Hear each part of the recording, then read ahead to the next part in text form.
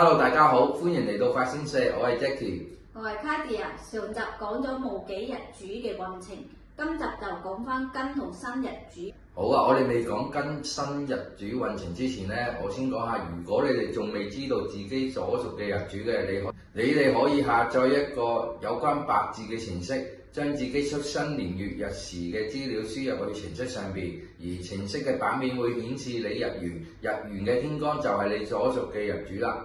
又或者可以喺網上搜尋有關八字嘅網頁，去揾翻你自己嘅日主。OK， 我哋睇下塊版面，然後交俾 Kadia 講下庚金日主嘅運程。好嘅，先講庚金日主嘅特性：正直果斷，有原則，唔中意虛偽，對是非有明確嘅界線，做事講求效率同埋結果，重視邏輯，行動力強，中意直接面對，唔想逃避。庚金日主嘅朋友喺丙午年裏面對今年流年火勢猛烈，係火旺用金之年，壓力同機會並存，需要用土化火同埋用金幫身。喺今年需要注意脾氣容易急躁，容易有是非官非嘅問題。健康方面要關注心血、肺、氣管、燥熱症等。今年有壓力、有競爭、多挑戰，會受到壓力底下推動成長，經歷辛苦後成果豐厚。喺2月份嘅庚寅月，天干火克金，地支壬午半合火局，工作或者外界事務繁忙，容易被環境所牽動。呢個月壓力大，工作受到挑戰，亦要提防破財，要保持冷靜。喺工作上唔好急於表現，先睇清楚局勢，判斷後再果斷出手。喺3月份嘅辛卯月，金木相沖，地支卯午相破，要注意工作上人際關係容易有摩擦。喺呢個月會有貴人協助同埋分擔壓力，亦有可能兄弟朋友幫助。喺呢個月運氣亦都會提升翻，理應以柔制剛，學識傾聽同埋協調。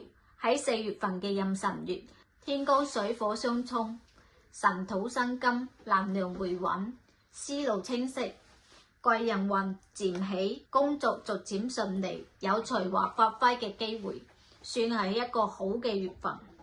喺5月份嘅癸巳月，巳午半合火局，火旺嘅月份，金受制，事務繁多，壓力又上升，工作有阻滯，注意要防口舌是非或者係官非，做事要低調，亦要注意下健康，避免過度疲勞。喺6月份嘅甲午月，係火旺嘅月份，受到挑戰高峰期，外界考驗更加明顯。面對極端嘅壓力下，防止財運損耗，切忌要防大額嘅投資。健康方面要注意下心血問題同埋燥熱病。喺7月份嘅月尾月，午未合火，火土旺，金仍然弱，但工作開始穩定，財運好轉，壓力減少咗，但係內心仍然容易焦躁，處理事務要有耐心同埋穩住節奏。喺8月份嘅丙申月，金氣回升，火金並健，下半年開始轉好運，能量集中，機會開始出現，工作上得心應手，得到貴人嘅提拔，適合主動出擊，展示實力。喺9月份嘅丁酉月，金旺得地，火氣暖和，但有金為用印，力量強，運勢轉強，成果顯現。競爭中容易獲勝，財運亦都會提升，應捉緊機會落實計劃，唔好猶豫。喺10月份嘅戊戌月，午戌半合火局，地支燥土生金，係運勢穩定期，適合鞏固成果，工作抉擇明確，有貴人幫助，而進修同埋工作穩打穩紮，但要注意因疏忽而錯失時機。喺11月嘅己亥月，水開始旺，火氣漸退，己土晦火，亥水滋潤，壓力得以釋放，運勢逐漸順暢，思考力增強，適合學習同埋計劃，多與智者交流，啟發新方向，利合作。喺12月份嘅庚子月，地支子午沖，運勢會有波動，注意工作上有變動嘅機會，防止有突發事件發生，亦都要注意下情緒控制。喺2027年1月份嘅辛丑月，地支丑土會合午火，土金並旺，運勢平穩，隨運尚可。而整理好總結今年得失，總結下庚金日主嘅朋友喺丙午年嘅上半年壓力重重，需要耐心忍下。下半年金水旺嘅時候，有金幫身，運氣逐步提高，成果顯現。火旺年金，經歷上半年嘅考驗，自我提升成長。要注意嘅月份係2月、5月、6月同埋12月。好運嘅月份有4月、7月、8月、9月同埋11月。新日主喺丙午年嘅運程就交俾 Jackie 同大家講解下。好啊，辛庚日主嘅特質咧，頭腦細膩敏鋭啦，觀察力強啦，善於分析同埋推理㗎。表面溫和有禮啦，但內心堅定喎。天生審美觀咧，重視外表同埋注重氣氛嘅，亦都愛靚啊，有品味啊，亦重視啊自己個人形象同埋聲譽㗎，中意啊保持啊優雅嘅。關於辛庚日主嘅朋友喺丙午年裏咧，火生土再生金嘅情況啦，有利事業晉升喎，名氣名聲啊會提高啊，學習力亦都會增強嘅。午火亦都係呢個辛金嘅病地啊，喺今年咧需要注意下身體啊同埋心理上啊，容易會有焦慮嘅。財運方面咧，因為今年火強耗金求財要謹慎啊。今年以火旺啦、土旺啦、金旺啦為重點啦。上半年咧火土旺嘅，注意下壓力啦。下半年咧金旺，運氣就會趨向平穩㗎。喺2月份啦，庚寅月裏邊天干咧火克金嘅緣故啦，財運就會開支大啦，同埋注意下同人合作咧會有損耗情況發生喎。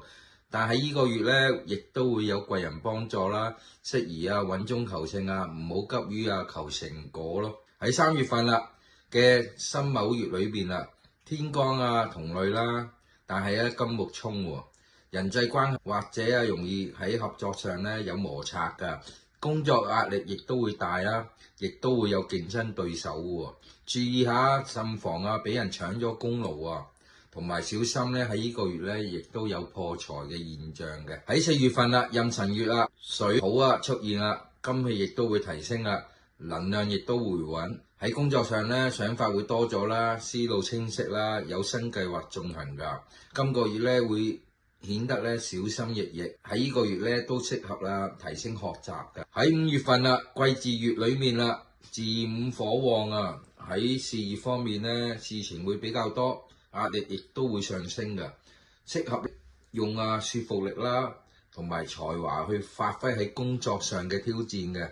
喺呢個月咧同上司嘅緣分都唔錯嘅，但係要注意下啦，健康多啲休息喺6月份甲午月裏邊地支午火當令火克金嘅緣故啦，工作上咧會受到挑戰喎，外界又要求多嘅，工作壓力咧亦都會增大咗嘅。沉着去應對，集中精神，謹慎處理好工作嘅問題，防止喺決策上出現有失誤嘅。你係行政級別嘅人員或者管理人員就要小心喺呢個月咧會出現權力鬥爭嘅。喺7月份月尾月裏邊火仍然係咁旺嘅喎。喺呢個月咧內心容易焦躁啦，處理工作需要慢慢嚟，唔好急。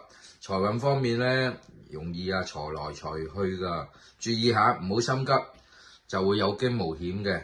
喺呢個月裏面咧亦都會有利物業運同埋長輩運㗎。喺8月份丙申月地支咧有辛金啦，而辛金有金啦，金氣開始回升喎，運氣亦都會提升咗㗎。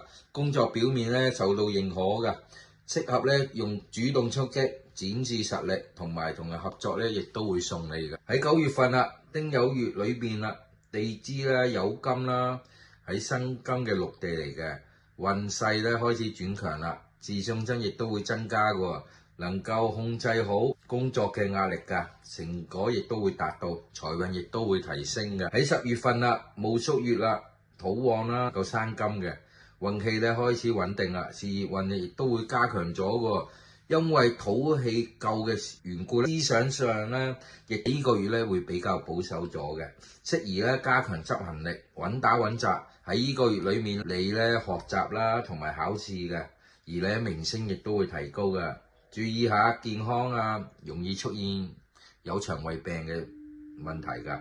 喺11月份啦，幾個月裏面啦，火氣開始減退啦，土生金嘅緣故啦，思考力咧亦都會增強，亦都適合咧策劃好工作啦，或加強學習能力啦。喺呢個月咧，心思會顯得細密啦，想法亦都好獨特嘅，所以係一個唔錯嘅月份嘅。但係要注意下，要多休息啊。喺12月份啊，庚子月裏面啦，地支啊子午相沖啊，財運方面咧容易受到衝擊啦。喺呢個月咧，容易出現破財嘅現象㗎。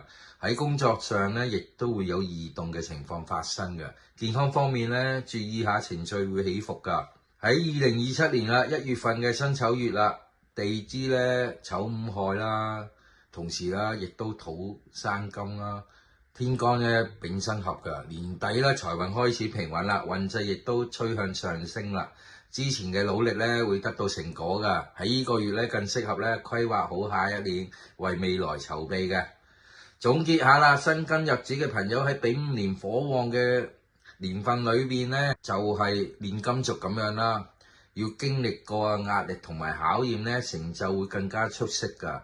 上半年咧火旺克金啦，壓力大，穩打穩紮啊，要避重就輕，急謹慎行事。喺下半年咧金氣翻嚟嘅時候，運氣咧同埋財運就會增強㗎啦。喺整年入邊咧要保持清醒啦，同埋有自信啦。喺呢一年咧就會成為你嘅提升自己嘅轉捩點啊！注意下啦，2月份、3月份、6月份同埋12月份呢4個月。